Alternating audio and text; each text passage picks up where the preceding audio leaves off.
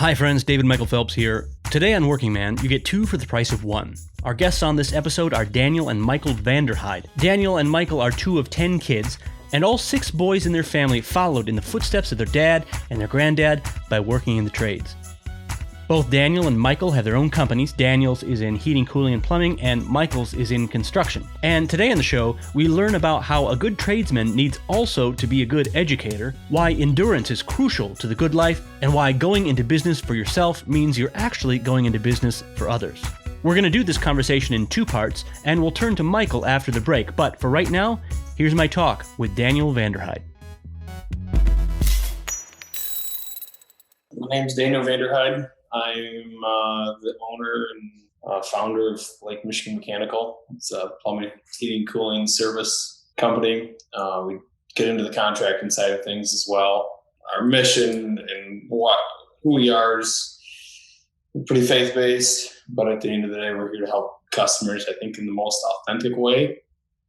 Obviously, we're still operating a business. We still have to make money so we can support our family and hopefully support our community. You know, I've been in the business, was born in the business. My dad was a plumber, a mechanical contractor. My grandpa's a plumber and a mechanical contractor, so it's in my blood. A ton of my brothers and uncles are, in the trades, in plumbing, mechanical trades. So I've been blessed with being surrounded by a wealth of knowledge and experience for that. We just really want to authentically provide the plumbing, heating, cooling needs for our customers, and the business side of things just kind of falls into place. Your grandpa, your dad, your brothers, I mean, it sounds like there's a sense in which this was obviously natural fit for you. Was there ever a time where you thought, well, maybe this wouldn't, maybe I'll strike off and do something completely different from my family? I guess looking way back, being in my teen years, I always wanted to be a builder, I wanted to work my hands and wanted to be an engineer at one point. So I went to engineering school when I was in high school. So, I like to draw and Frank Lloyd Wright, somebody I revere kind of, just seeing some of the style was neat to me. But, so going through those years, that discovery process for me, by the time I actually graduated high school, my dad kind of just threw me in the plumbing field and I just wanted to work at the end of the day. I worked for a carpenter the year before that. That really didn't stick for whatever reason. And I started doing the plumbing side of things and really didn't have any second thoughts about it and just kept doing it and enjoyed it. And, started in the commercial side of things and went into the service and really exposed myself to a lot of parts of the business. And working for my dad was really beneficial. Yeah, 5 years ago, I made the jump. It was just, we get presented with opportunities and it's like, okay, I'm gonna give this a shot. I think this is the right way to do. Really hard decision, but looking back on it now, it's like really evolved into something, and we've got a decent sized company here, and I think we can keep growing. I think we can keep serving the community as long as we do the right thing for the customer. And give them the control, educate the customers as best we can. That's our approach, and kind of everything that we do. Be a service. Being a sales call for me, if I'm going for whatever service, I want to walk away giving that customer some education. It's not a decision they make every day. That's how I want to be treated. If I'm buying a new car, I don't buy a car every year, but I want to be able to do, I want to be able to make a knowledgeable decision. So that's why I'm given the knowledge on the heating, boilers, plumbing, heating, cooling side of things. In my position, I just want to share that, so they can make a good decision. I'm not terribly pushy. I'm kind of terrible at sales, and that's the development side of things. But if just through education, it's more authentic for me than it just. I look at the mentality that says this is a type of a service, and part of that service is not simply here's this skill that I'm gonna disappear into your house or your business or your basement or whatever, and I'm going to come up later and everything will be fixed. It sounds like you're proactively wanting to involve the decision maker, educate them.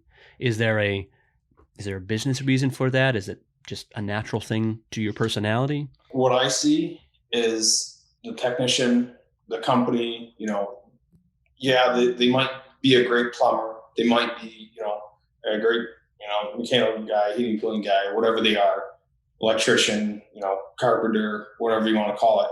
But what are they doing to, educate the customer? And that's where I go back on education, because when I just explain these things to the customer, like, okay, this is so people can make an educated decision, then they see the value. If you can show them the value of, what you're doing and how you're doing it, because it is so unseen, like we talked about. You go into the closet and you say they think that you just wave a magic wand and, you just go there and hammer on the side of the furnace and, oh, that's all you did. So yeah, just educating the customer is where I think if somebody doesn't see the value, we miss something. We didn't show them the value of what we're doing and how we're doing it. What I hear you say is that there's almost a sense in which, you're playing some sort of role almost as a counselor to people too. I mean, you're not telling them what to do. You're educating them. You're advising them, right? You're putting not just your skill at their service, but your knowledge at their service. How is it then how do you learn how to do that? I understand you may have learned it through trial and error, but now that it's become, or it sounds to me like it's become more accepted normal practice, are there concerted efforts to help people gain those sorts of soft skills, those sort of interpersonal skills? Or does that just come about through, say, mentoring of people who've done it before? Yeah, definitely mentoring it, having the right practices in place in the company, because some guys are the opposite philosophy of me and, just go in there, rip that motor out as quick as you can, throw a new one in, hand the bill to Mrs. Smith and get off to the next service call. Then they can squeeze 7 service calls in a day versus 5, and then they're making more money. Then Mrs. Smith, Mrs. Jones, whatever, just feels ripped off. We're just coming in there, doing our thing, and oh my gosh, it's expensive. You want 7 customers, 6, 7 customers saying, yeah, they're just expensive, but they got the job done. No, I want 5 customers to gloat about us, but we want to do a good job. We're here to serve the community properly, and to educate them. If you're going in with that attitude, just get it fixed and get out again. There's so many possibilities that you're missing for the customer too. So many things like, did you replace the capacitor? There's 20 other components in a furnace that make up the operation. Like, we got to identify those things. We can't just see that they're operating before we leave.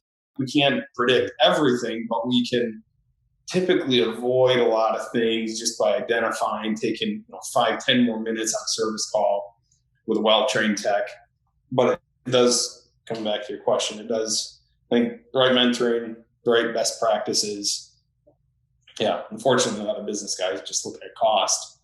So, 10 more, another hour a week or something in education, team meetings is going to slow things down. But in the long run, if my customers are happy, I can do less and less advertising. In this 5-year period, I've got more and more repeat customers. And this is the best feeling in the world. When it's like, yeah, this customer's been with 4 years or 5 years, we've been servicing their house. They may not call or need us for 2 or 3 years, and they call us back again. It's like, okay, wow, we really made an impression on them. They're not just, it's so easy to just go on Google and find the next guy in line. So making that kind of impression on them, hopefully that they're going to call us back, that we did a good job and they felt, secure and confident that we did the best we possibly could have. So how do you as a business owner sort of build that type of culture? Like, obviously recruiting is a part of that, building that culture, finding the right guys. What do you look for? Over the years, I just want a young guy that's hopefully ambitious, trying to, that's not going to, jump ship after 6 months or after a week. But there's, I haven't found the magic potion for that. Just sitting down, I usually do a phone conversation with them if the resume looks halfway decent. If they haven't had a job going through high school, even if it's, working at their parents' dog kennel or something, whatever it is, it's like, okay, they're trying to do something with their time and trying to use things effectively. Somebody that wants to learn, really, just somebody that's eager. and shows some desire for learning, if they got some little bit of communication skills. So tell me a little bit. So you've been obviously has sort of a ringside seat to a lot of the Harmel stuff, right? More so than probably most people. How do you describe the need that the existence of a place like Harmel is trying to address? Some authenticity in the workforce that's going to be cultivated. It's it's really got to be cultivated. Work is more than just the financial gain for me. For it seems like it's the opposite for a lot of people, but if you can make it more about your purpose and what you're doing and how it's serving your creator, and like, okay, am I going into work today and doing, am I serving my customer as best as possible, and just trying to cultivate this idea that there is integrity in their work, and that we're doing this for more than a purpose than just a paycheck. I was kind of taught that indirectly, being around my dad. It was kind of natural, but guys that are interested in it, they don't have the opportunity that I did. So being grown up and cultivated in this, like, okay, it's more than just a paycheck. Let's take some integrity into our work. And I think people will find out how much more they are going to be able to grow, what kind of outcomes they're going to get if they just care a little bit, just not, maybe not 100%, but just 10%, just put a little bit of your heart, soul into it.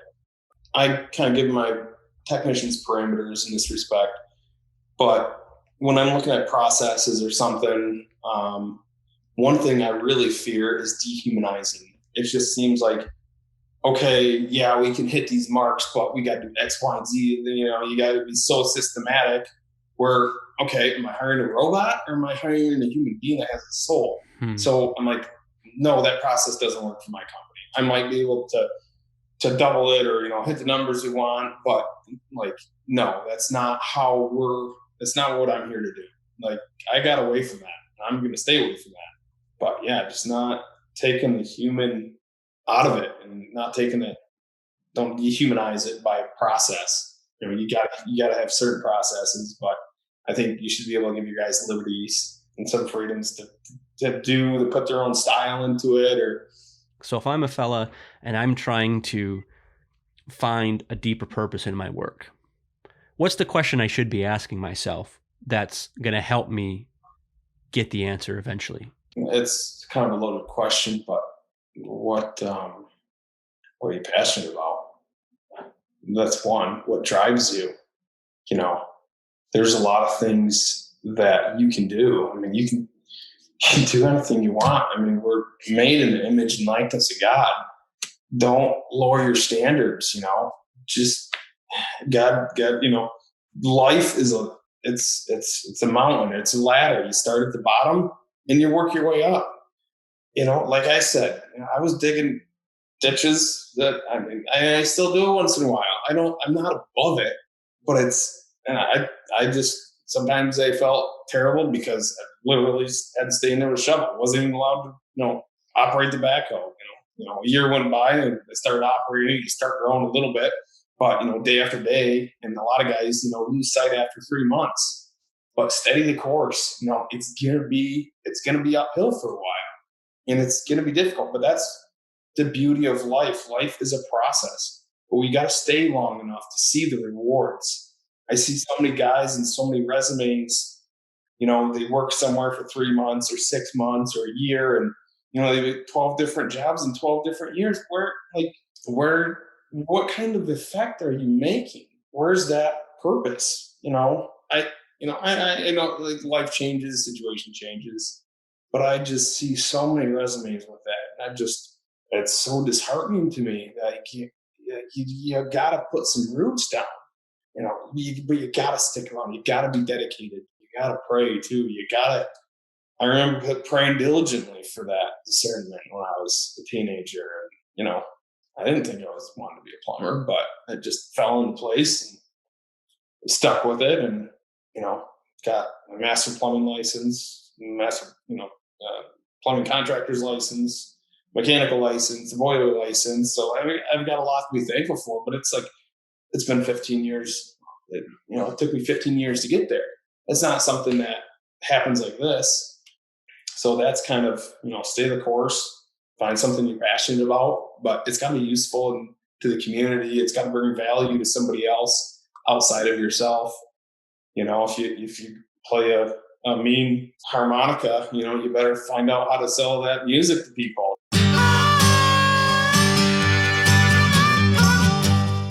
Hey, quick interruption here. If you're looking for a place to be trained in a high-demand skilled trade while at the same time being formed in what the Catholic Church has to teach about living a full life, a life dedicated to God, then I hope you'll check out Harmel Academy of the Trades.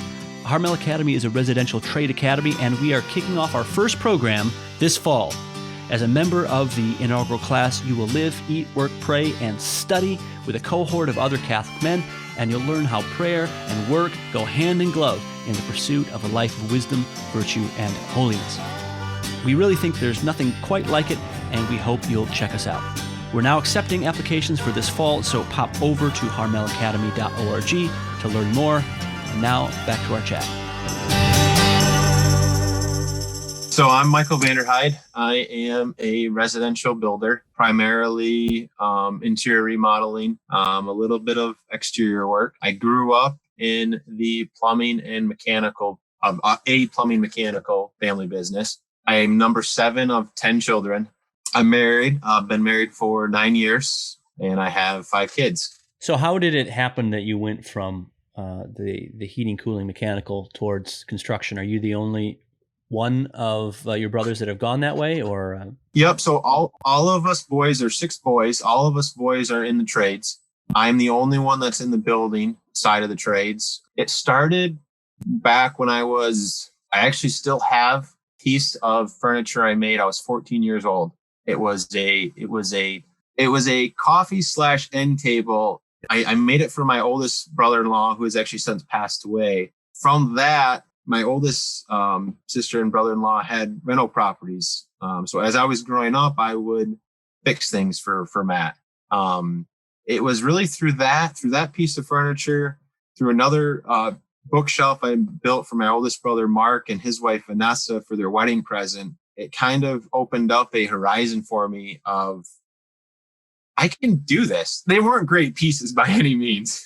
And then when I was 15, for my Christmas present from my parents, I actually got a 12-inch compound miter saw. There's not too many, young teenage boys that are getting a, large tool, for a Christmas present. And I actually remember tearing up and almost crying because I remember seeing them at the lumber yards and the box stores, how expensive they were. And I couldn't believe my dad spent that much money on me.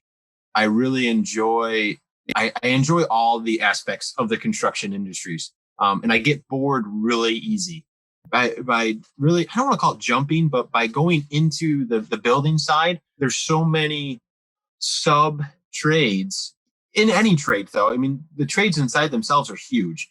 But then if you take a builder, you could be a builder, but all you do is masonry, or all you do is roofing, or all you do is interior trim work.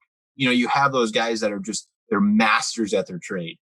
But I think that's what brought me not sticking in the plumbing mechanical. Let me ask you this. I mean, obviously you would, I'm assuming that you see your life in the trades as a call.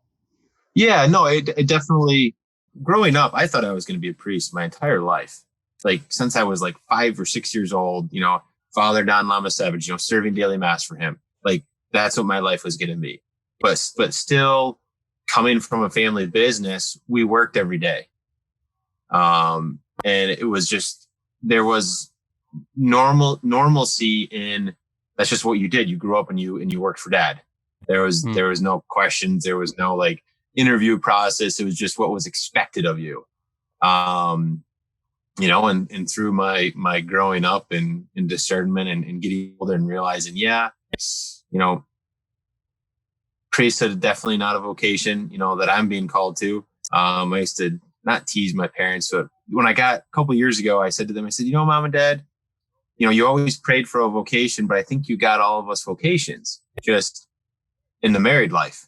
You set an example for us of what it meant to die to yourself every day to your spouse. And not that you can't have, religious vocations out of that, but just, I don't know. It was almost like an unwritten, like not rule, but just an unwritten, this is the path we're going to go. But it wasn't until a few years later that I realized I kind of changed that and made it more personal to where, no, it's the work that I'm doing, to benefit other people. There's certain talents that different individuals have in finding where I was best suited, in using and growing those talents. The whole reason why I actually went into business, I didn't go into business for myself, David. I actually went into business, because people always say, I went into business for myself. I didn't go into business for myself. I actually went into business for others.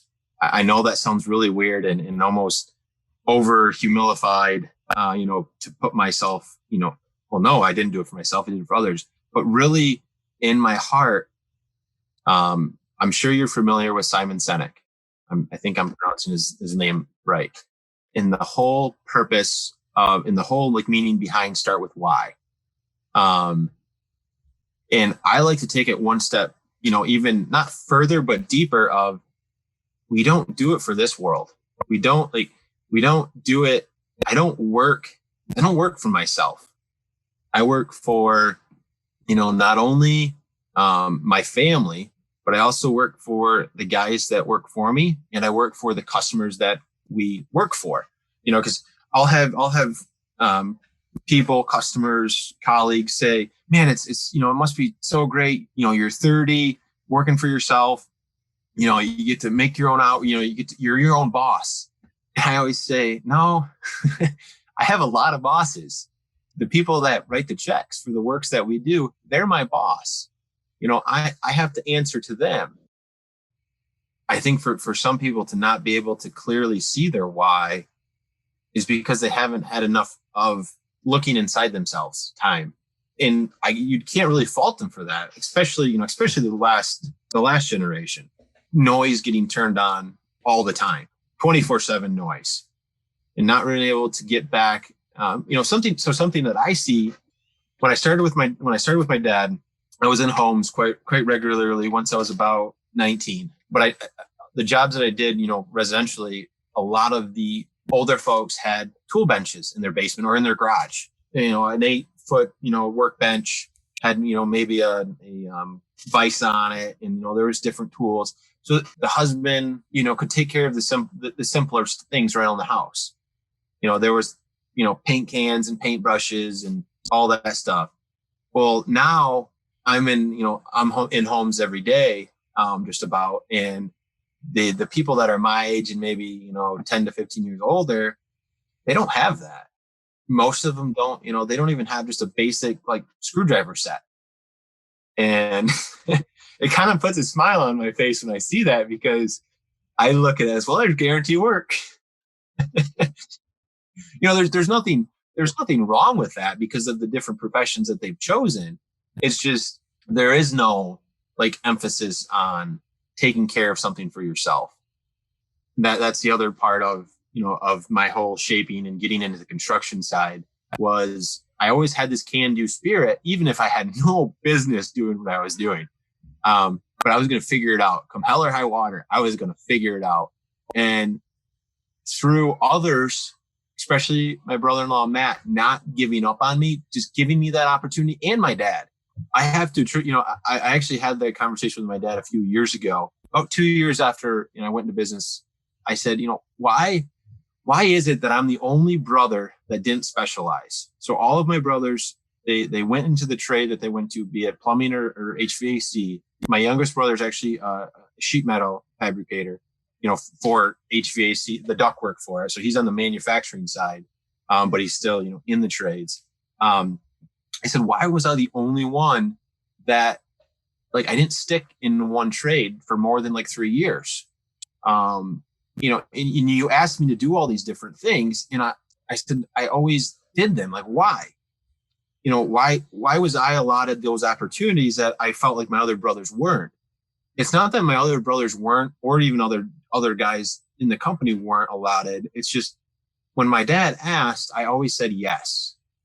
I guess let's say you had a young man come to you and say, "Hey, I'd like to find a way to have a meaningful life of work." In your opinion, what's step one for that young guy? What does he have to do or think to find that meaningful work? Always come willing to learn. That's definitely number one. You have to come every day willing and wanting to grow.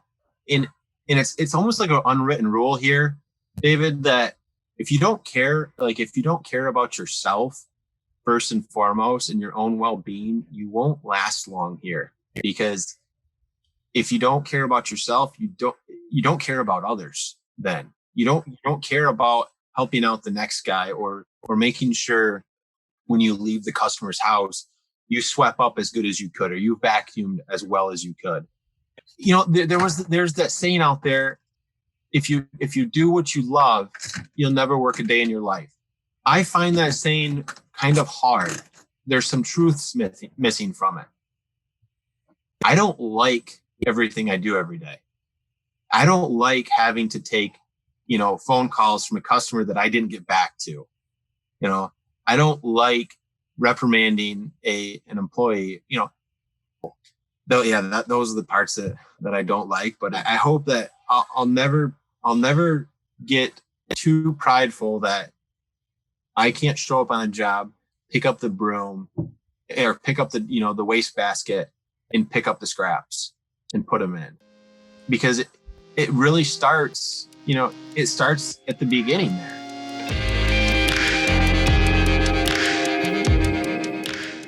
Hey, thanks everyone for listening to Working Man. We're getting closer to our inaugural class here at Harmel Academy of the Trades. It's just on the other side of summer, so we remain hard at work preparing for that, but you can help us launch strong this fall by sharing our work with others, potential students, potential partners, or anyone you know who may be interested in helping us train the next generation of Catholic tradesmen. You can find us at harmelacademy.org or on Facebook or Twitter or Instagram.